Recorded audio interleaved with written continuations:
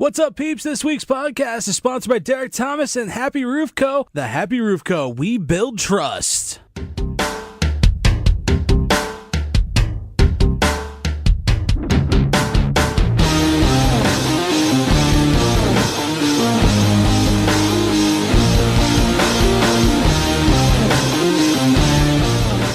What's happening? Come in, sit down, and tune into the latest podcast of Chillin with Booze. It is me, Pat Booze, doing what I do best, talking and trying to spread the positivity. I am a St. Louisan, a Blues fan, a Cards fan, a Patriots fan, and I'm an on-air personality. So yeah, talking is what I do, but also I like to spread the positivity of the world and share people's stories. First thing real quick, thanks to Derek Thomas over at Happy Roof Co. They are this week's sponsor, and they are locally owned and specialized in commercial and residential roofing. You can get a 20-year labor warranty on all roofs, and they do shingles, siding, and windows and gutters. Right now, they're offering 10% off discount on all services. Just tell them yours truly sent you. Now for the pod itself, the man, the myth is on today. The Stiff Robo Ginger himself, Gary J, is on the pod, and we discuss all things in life and wrestling, where he came up with his name, the Stiff Robo Ginger, and the Barn Owl. Yeah, his love for the business, what his current thoughts are on certain products of the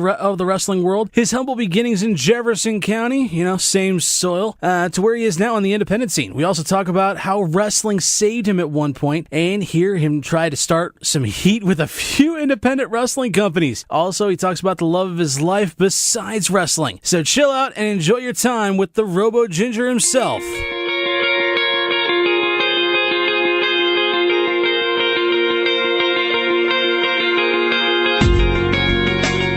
One thing I want to ask you, to start, I follow you on social media, Twitter and Facebook, and you were just, the weirdest person when it comes to social media.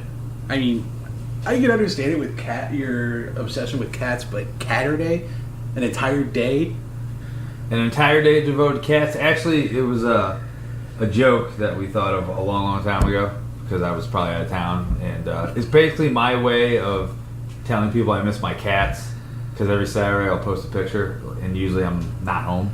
Oh, well, so now I feel like a dick for even saying it like that. Oh no, don't feel like a dick at all. If you look through my cool S5 here, I have so many photos of my cats. Cause I'll take them during the week, and then if I'm on the road, or I'm usually in a car, and I'll be posting it at midnight.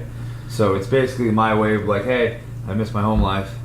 Alright, well, I try to figure out a good way to do an intro with you right now, because a man of many names, the Stiff Robo Ginger, the Barn Owl. You gotta explain the Barn Owl, where that came from. Well, I started wrestling in 2003, and oddly enough, I trained at Burns Mill, in a trail park. The ring was Jefferson County. Yep. Yeah, who knew, right? And I trained in a trailer court, and the ring was right on the side of Jordan Lacey's trailer. He actually retired now. I retired him. But from there, we end up meeting Adam Raw and Nick Tyson. Adam Raw, aka Sam Richardson, who, if you go to anything in the Northwest area, he's the dude. Yeah. He's actually the guy that started, I think it's what is it? His fitness thing, whatever it is. I wish I could remember saying, but I'm an idiot.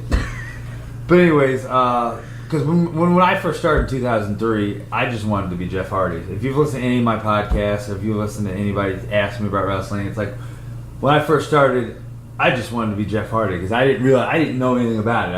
I just oh, this is amazing. I'm going to be Jeff Hardy. Why would I want to be Jeff Hardy when there already is a Jeff Hardy? So anyways, my first match was in 2003, and I think I was Extreme Gary J, or it was Extreme J. It was god awful. It was the worst match ever. It's on YouTube. Look it up. So then I started training with Adam Raw and Nick Tyson, and they're like, yeah, that garbage ain't gonna work. Because back then my in-ring credibility was terrible. I wasn't good. I'd only been training for 6 months, and I had my first match. It was retardedly stupid. So they're like, well, we're gonna give you a character to make me very comfortable in the ring and just give me this outlandish character. Therefore, they gave me Gary the Barn Owl, who didn't speak. So Gary the Barn Owl was in the LWA, Lethal Wrestling Alliance, for years and years and years. And then, ironically, we got connection with Mike Quackenbush, who has pretty much his baby, his his brain thought, Chikara. We ended up working for Chikara and did the 2009 King of Trios. It was myself and Davey Vega versus the Submission Squad. I know you're thinking, wait, I thought you were in the Submission Squad. Yeah, that's... Before I was in the Submission Squad, against Pierre Abernathy and Evan Jalistico. And basically, it was at the King of Trios, which is one of the biggest tournaments they do. It's probably one of the biggest tournaments in the country or the world. And they had the LWA Showcase match in the ECW Arena, and let's just say it was terrible. I don't know if the match was terrible, but like if you read the review online, because you know what you read on the internet is gospel, like it was the worst thing they'd ever seen. They all over us, like, and it was in the ECW Arena, so that was like walking into that building for me was one of the like crowning achievements of my life. Still, I remember just walking in and then going, wow, this is pretty cool. This is the ECW Arena. It's like, a temple, you know? Like in a way, yeah. For any wrestling fan, it's a temple. But for a wrestler, it's got to be like you're standing in the awes of of professional wrestling. All the guys that have walked through there, Terry Funk, Tommy Dreamer, just the list goes on and on. So, oh yeah, it was insane. And just to be in that building and then wrestle, thinking, oh, it's gonna go great, and then it was okay, and then just pretty much getting booed out of the building. So they didn't respond to you very well. No, like Gary the Barn wins it over in Chikara. But I've seen some of those matches. Like you said, you didn't speak. It's just what stuck out to me was the headdress thing. The big head. That was the owl head. That was years later. Basically, somehow, like Submission Impossible videos. Just look them up on YouTube. They're hilarious. Like in one of them, we recite the whole Ducks Fly Together scene from Mighty Ducks. Oh my god! It is awesome. I definitely should check. You should check it out. But basically, we got worked back into a story. Yeah, we got worked back into a storyline where Chikara was having like these problems and like they were going to have business, and then it ended up being the Submission Squad is what saved Chikara. So then now, like years later, we're all more experienced, a lot more character now. Like years later, like we end up becoming like some of the most over people in Chikara or fan favorites. Like that's like the later years, like years and years later. That's like almost recently. Like from time to time, we'll still get the call from the old Quack and Snack, and like we'll go back to Chikara. But like that's why Everett Connors is got Chikara connections, because of Pierre Abernathy, who now is the head creative guy for the NWL. Everybody knows him now as Matt Jackson. Spoiler alert: he's retired. Bye, Pierre. You gotta explain Pierre, like the whole the top hat and everything with him. Oh, the old elegant assassin. The elegant assassin. Yeah. Basically, Pierre and Evan, known as the Submission Squad, those two, outside of wrestling, are like my brothers. Like we met Evan when we first started, and I met Pierre in high school. So like most people know that story. It's a big gay love fest. But at the end of the day, like those two like brothers, and like we ended up being the Submission Squad, and then like Davey Vega's in the Submission Squad as well, but he won't let you know that because Vega hates us. You hate us, Vega. I see that on Vega's pro wrestling shirt page. Sometimes member of the Submission Squad. Mm-hmm. So yeah. And then what about Rook though? Oh, Rook. Oh, Fitchett. Oh, Fitchett's the man. We ended up meeting because of Dingo, who, if you're familiar with any St. Louis wrestling, Dingo's like a staple. He had a very big part into like why I'm so aggressive and ruthless at times, just because he beat me up for hours and hours at end. But you know, I'm not complaining. But Dingo pretty much one day was like, "Oh, we got this kid down at the Dynamo gym. He's pretty athletic, and you know, I think he'd be pretty good." That ended up being Fitchett, but before Fitchett was Fitchett, he was just Matt Fitchett. Like he wasn't the Rook or anything. He's just a skinny kid with tattoos. And he just started really busting his ass and working hard, and he started traveling a lot with us. And then now you got the besties. I mean, they became best friends, and like they're probably, in my opinion, like if you watch any kind of professional wrestling, you need to look up the besties, the best in the world. Like to me, the fact that those two don't have like any kind of like national contract is bullshit. Yeah. Like, and there's a lot of the guys I watch from like St. Louis Anarchy and NWL. I'm surprised that a lot of them don't have national contracts. Like you including, because I think you're in a tremendous talent for the work that you put in, and then guys like Evan, and then Davey, and then Matt. You guys tore the house down, and every NWL STL show that I went to. So yeah, just the fact that you guys don't have a contract is just beyond me. Well, it's kind of one of those things. You just got to put your work and your time in. Like I put a lot of work, a lot of time into it.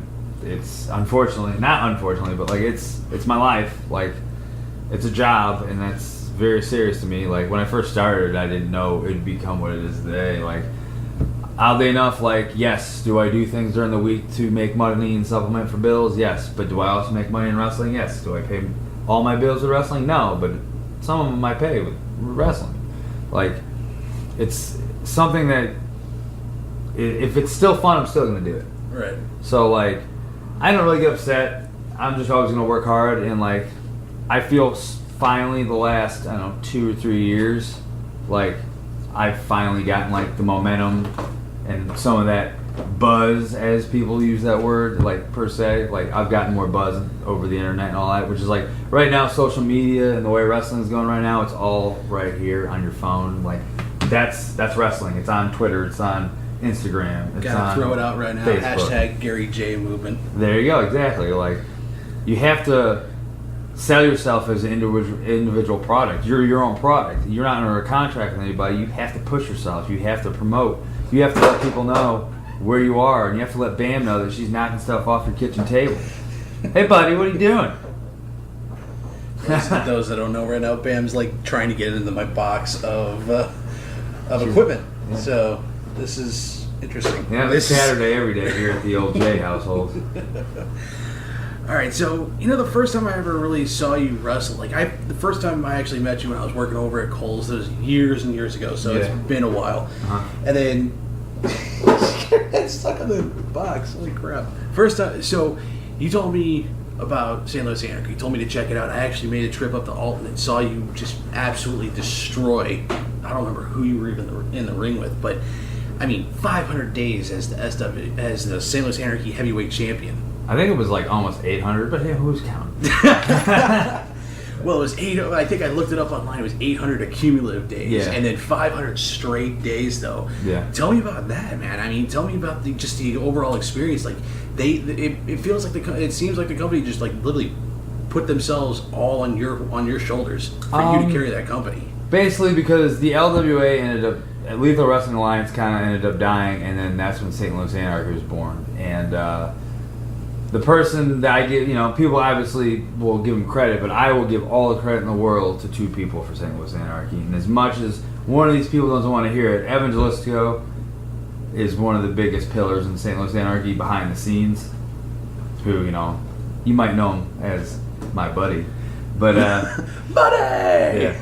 The Hulk Hogan of Casa Loma. But, the most awkward interaction I ever had with Evan was when he was doing full buddy gimmick, comes out of the bathroom, and he almost forgets to wash his hands, and he goes, "A buddy never forgets to wash his hands." And he takes off. He's awesome. Him, and then ironically Matt Jackson, who obviously has the full-time gig now with NWL doing creative and stuff.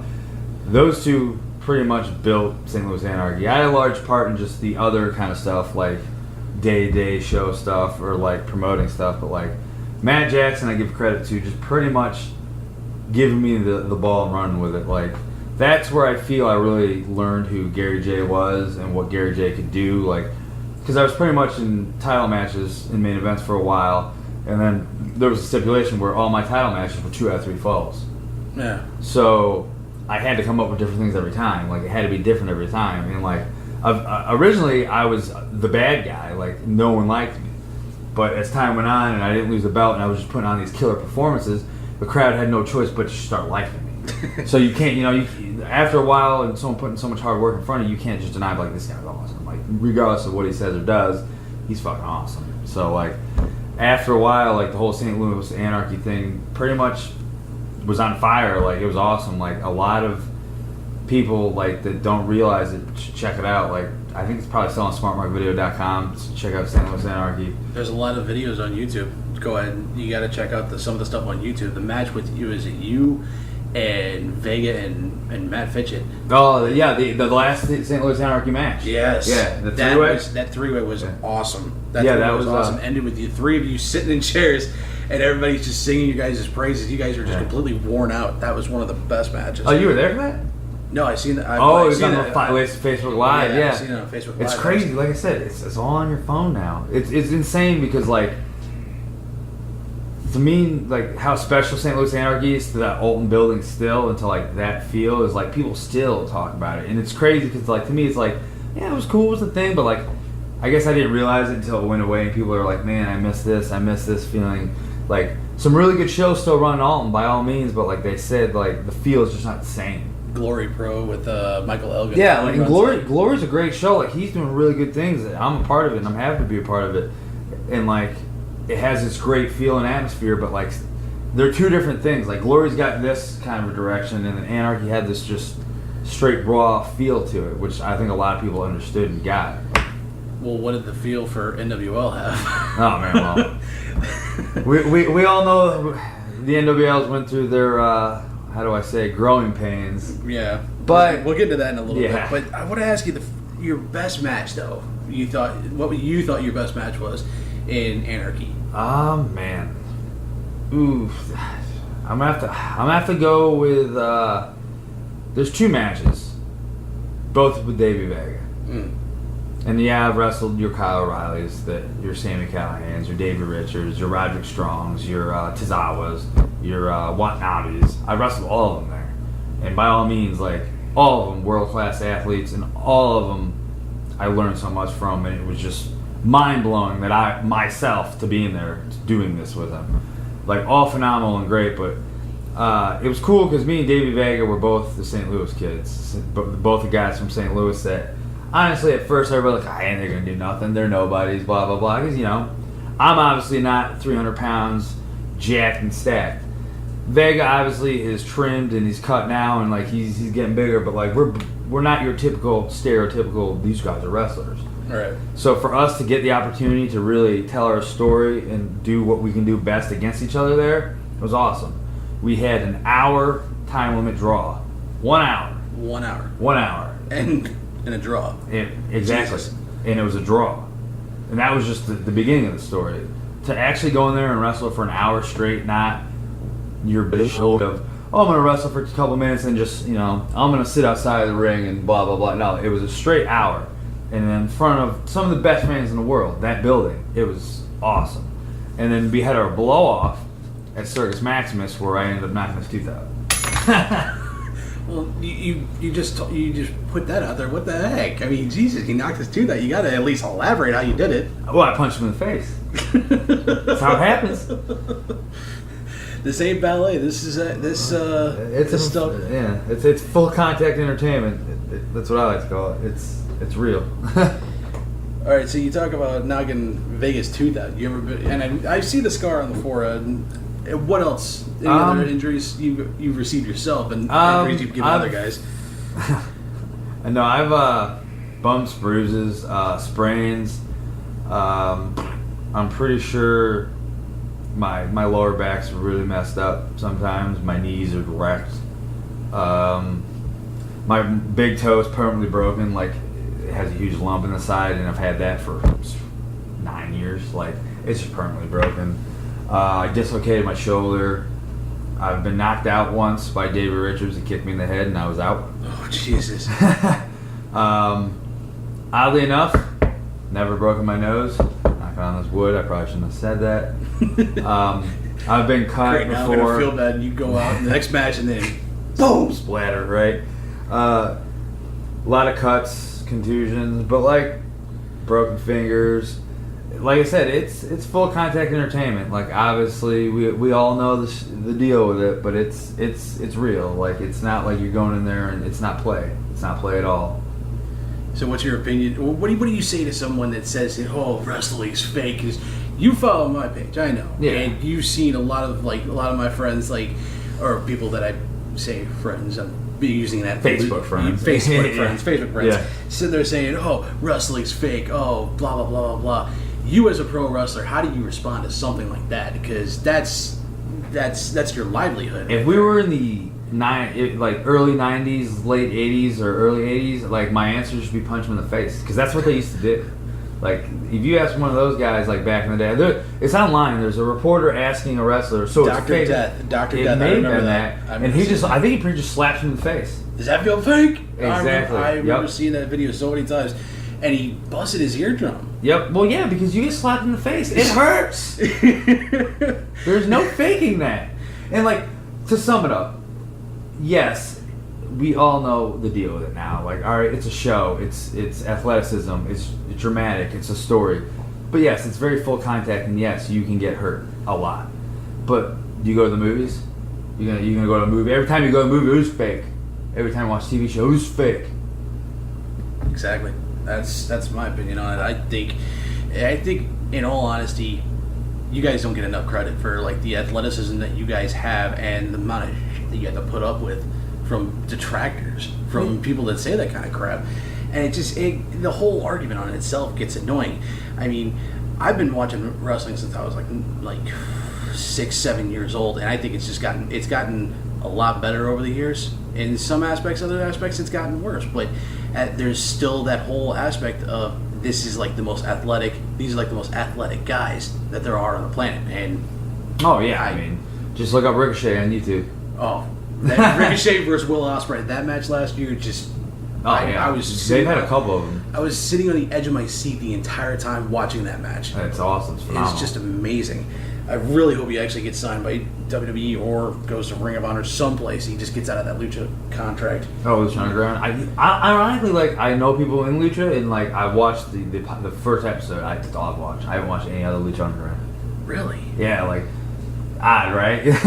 But yeah, like what? So, all right, you talk about Lucha Underground. What's your thoughts on some of the product from like other promotions like WWE, Ring of Honor, New Japan? Because on the way up here, we actually talked a little bit about the pay-per-view from last night, Hell in a Cell, just for those that are listening at a later time. Right?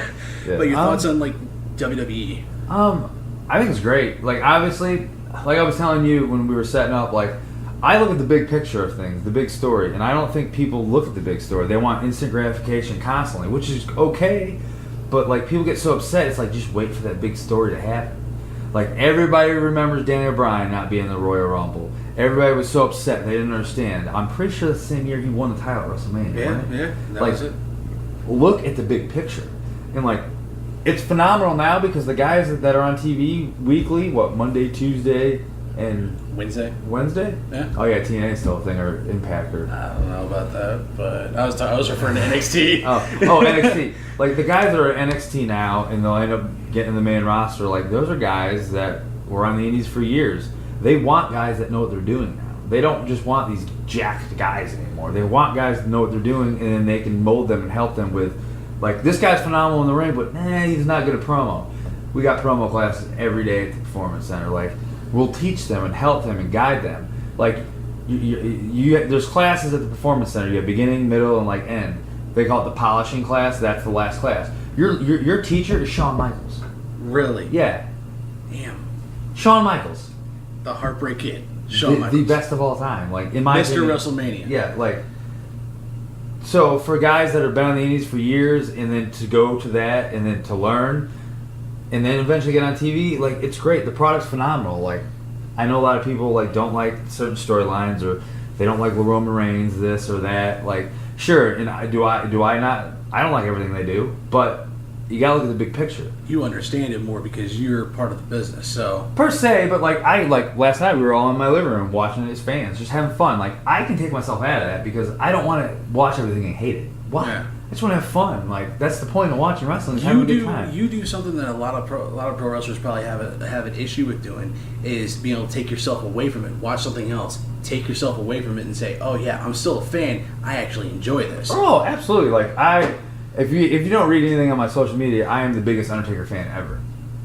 And I saw him and Shane McMahon in Dallas. I was at WrestleMania. He came out and I was in tears. Like, it was awesome. Like, I'd never seen him in that kind of a situation. Like, it was WrestleMania, my first WrestleMania, and this huge ladder entrance. Like, yeah, my wife's got video of me and my buddies just bawling. Like, am I 31 years old? Absolutely. But like, I will blatantly say, like, I marked out. Like, it was awesome. Like, That's a term that I really get annoyed with is marked out. Like it feels like it's a little bit of a knock towards the fans because we get excited over something. And well, exactly, and like it's 2017. It's a pretty outdated reference now. Yeah, you know, like we're all fans, we all have fun, but like watching the pay-per-view last night, did I think a couple things were flat? Yeah, but do I think some things were really good? Yeah, like the ending was awesome. I wish they would have cut a couple minutes off the main to get to the ending. 39-minute Hell in a Cell match just to end the way it did. I mean, I enjoyed it though because then that opens up, like I said, it opens doors to see what they do with the Sami Zayn, Kevin Owens story. Like, bring back what's one of the the best point? tag teams of the Indies. Or is there a story we don't know yet? Or can we just get them versus the Usos? Like I said, like you got to think big picture in what they could do on TV. It's a TV show every week. You have to put on new stories to keep people intrigued, and you can't give everything away at the end of the TV show because then why are they going to watch next week? Right. What's your thought on Ring of Honor? How they're doing things right now? I mean, Cody's the champion. You know, Bullet Club seems to be running everything and anywhere besides WWE right now. Which is going to find it odd. I haven't watched Ring of Honor since ACH was there. Like I have all the old Ring of Honor DVDs right there on my DVD stand. Like, and then Matt Jackson has a very large collection because we used to order every new one that used to came out like 2004 to like 2008. So like, but like once they got on TV and like I follow what they're doing and I know what they're doing, but like I haven't watched it. So like all I know is like when I talk to guys, they seem to be happy and like they're getting paid. So I mean, that's all I care for because I like know the people. So right. But like, what about New Japan though? Oh, New Japan, yeah, I watch New Japan. Ironically, I'll make fun of it all the time with Sean Orleans, but like he's one of my best friends now too. Dad bod, you may have seen him. I think he refed a couple of the Castellano shows, but basically he's awesome and like he introduced me to a lot of the New Japan guys and like I love the tournament shows and then like I watch Wrestle Kingdom every year. Yeah, Wrestle Kingdom was definitely one of the better shows that I think they put on for sure.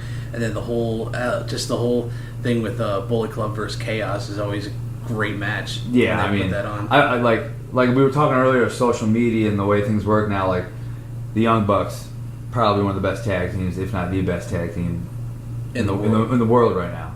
They're so smart because we were talking how people get so upset about things.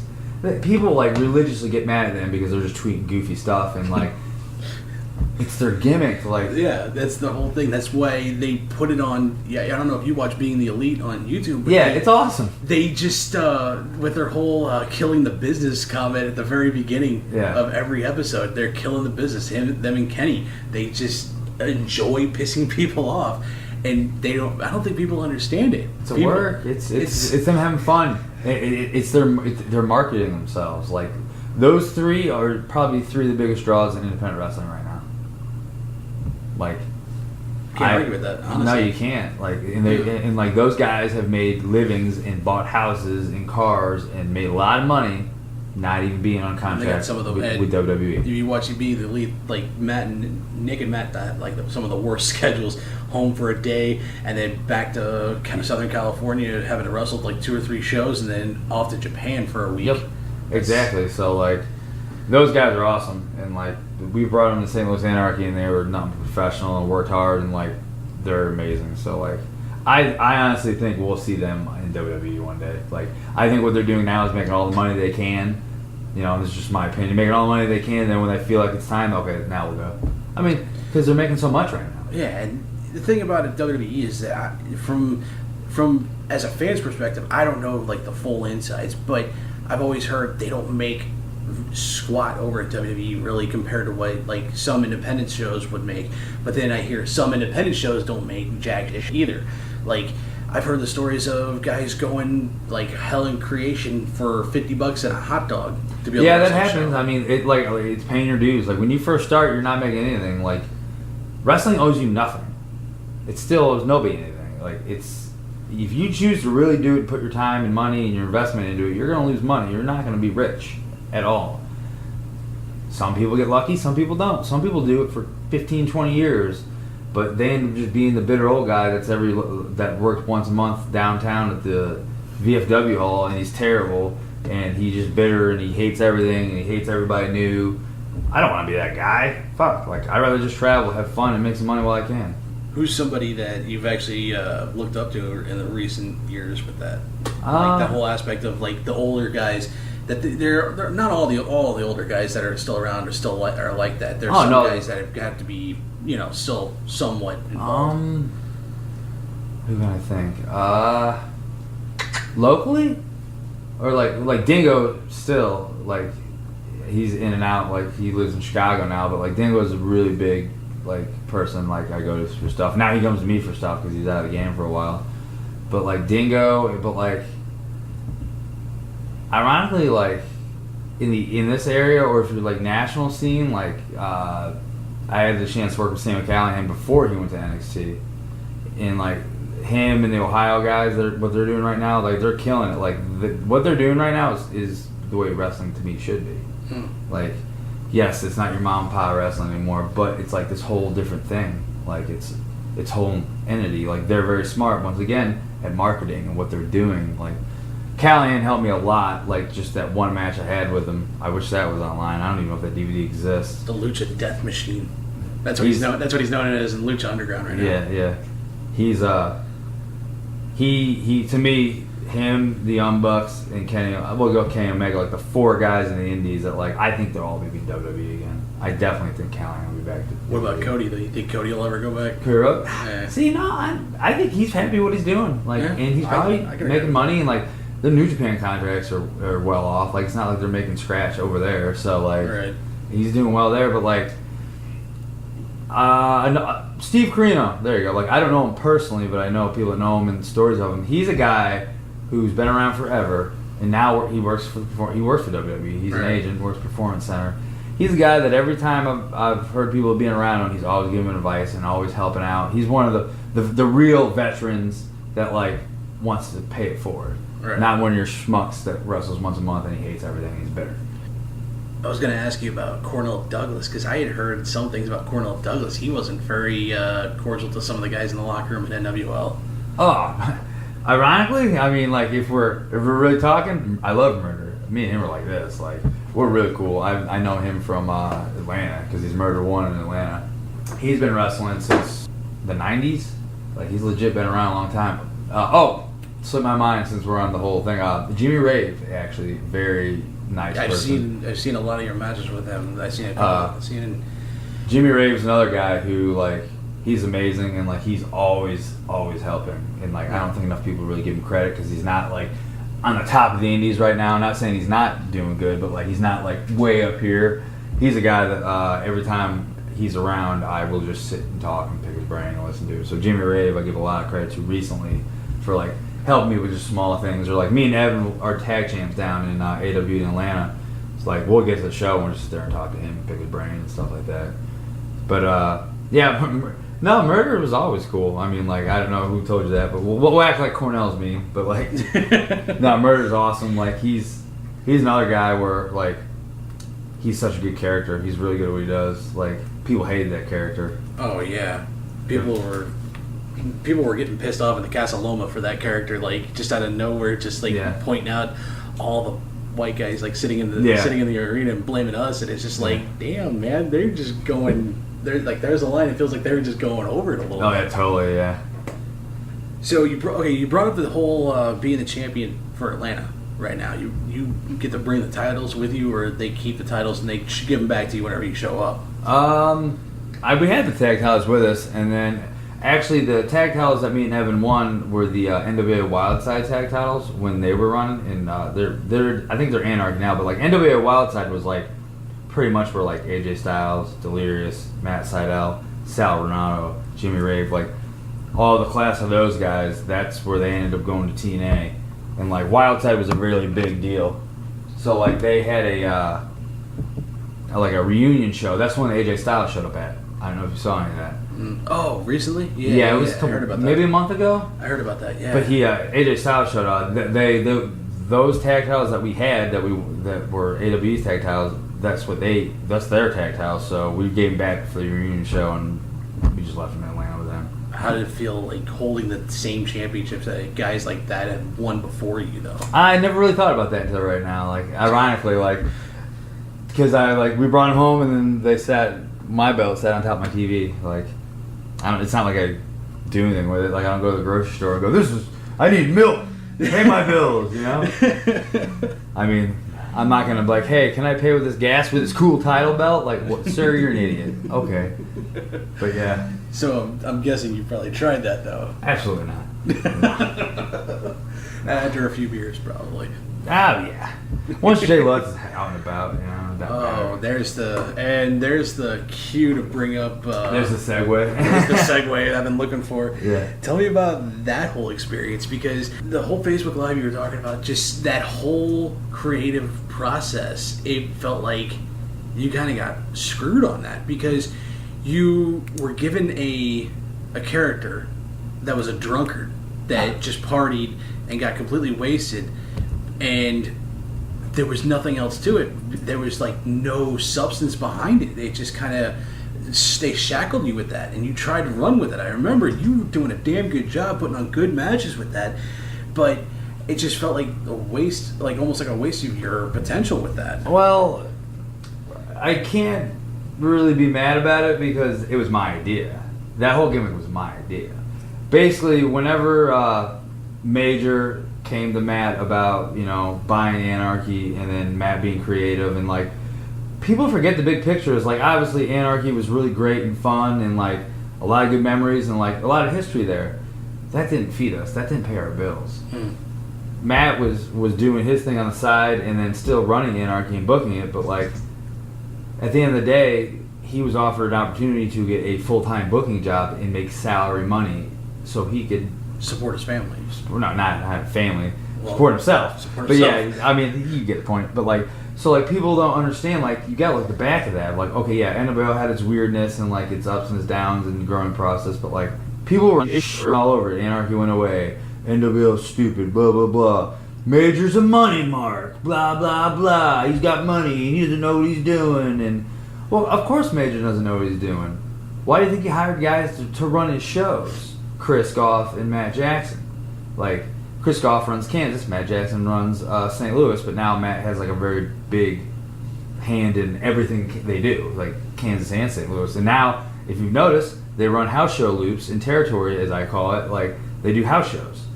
And they do TV, I think, once or twice a month in Kansas. So St. Louis just does house shows now, instead of doing that big production. Like, it has the same production with the Tron and everything, but it's not TV. It's just a house show.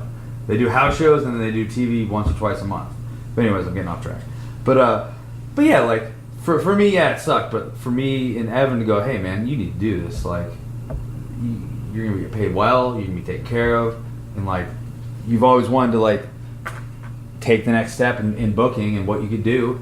And obviously, he was given a lot of things that he didn't want to have to deal with, but he did his best with them. So like, they wanted to be able to copyright and build these new characters with these other guys, the Blood Brothers, the Besties, Jay Lutz. Unfortunately, Evan Jalisco is nowhere near as cool as Buddy Shepard. Buddy Shepard is the ultimate man. I love Buddy. God, he legit Hulk Hogan at Casa Loma. Every time it came out and I'm watching, I'm like, he's like, just hand the title. That's Hulk Hogan. There was nobody that did not cheer for Buddy Shepard. It's funny because Buddy was supposed to be a bad guy. He was just, I think he was just too over, wasn't he? He's so over the top. And then kudos to Evan. Oh, he did great with that whole character, with that whole gimmick. I thought that was just genius. Yep. Everything he did, and was he awesome. thought of the name and like everything. Just like we were given options, and Matt was like, you can't beat Gary J. I'm like, ugh. Like they want to have you part-time contract, blah blah. I was like, okay, like why not? Like I was just like skeptical about. I was like, oh well, yeah, but like Gary J. I've been building, and like it's me and blah blah blah. And he's like, yeah, but it's a little different. Like, you gotta look at like more family-friendly TV wrestling. I'm like, okay, cool. Like, which sometimes is funner, because my favorite kind of fans are just your casual fans. Obviously, your fans that go to every show, they're really cool. But like kids that really get into it and just like making a kid's day is awesome. Like watching a little kid smile or cheer or have fun just because of something you're doing or watching is amazing. But you say it was a whole family-friendly ordeal. You were just like over the top, pretty wasted. It seemed It seemed like the whole thing with Drew Gold. Yeah. That whole gimmick, that whole storyline there at the end, just kind of like screamed, "No, this isn't family friendly." He's like legit trying to keep you a chronic alcoholic. Really? Yeah. Like, so like my biological father's real last name is Lutzen, so that's where Lutz came from, and Jay came from Gary J. So Jay Lutz, that's how that happened. And then I was like, all right, well, like. They wanted me at first to be like this homeless guy. I'm like, I don't want to be homeless. I was like, I'll be like more this like happy-go-lucky grifter, like / fighter / I like to fight at bars and drink. That's kind of how that all happened. And it took the first couple times for me to get used to it, but right as I felt I was getting the swing of things, it's like, boop, see you later. Jay Lutz is sleeping now. You know, like he go back. He didn't come back. Jay Lutz is dead. I remember when you first did that whole joke over Facebook. Yeah. Did anybody actually miss this guy? I wear his shirts all the time. But I had fun doing the character. I honestly did. See, like, it's me as a artist and a performer, like, just wanting to try something new. Like, it doesn't hurt to do that. And a lot of people didn't want to. Like, well, I'm so-and-so. I was like, yeah. But at the same time, if you're just starting off, no one knows you. So why not just try something new as well? Like, and you're getting paid well to do it. Like, people don't look into all that. They just like, oh, this is stupid. You know, you kind of put things in perspective for me with that, because I'm not going to say I wasn't a fan of Jay Lutz. I thought it was kind of interesting, but it kind of shackled you at the same time. But then when you said it kind of gives you more of a chance to be an artist and a performer, I didn't think of that aspect of it. Exactly. And I mean, it's understandable. And like, you hit a dead end. Like, okay, let's say Jay Lutz and Marcellus Gaines finally have their blow off match. Blah blah blah. Jay Lutz is sober. Okay, what do you do from there though? Like, where does his problems happen? Does he go back to being a drunk?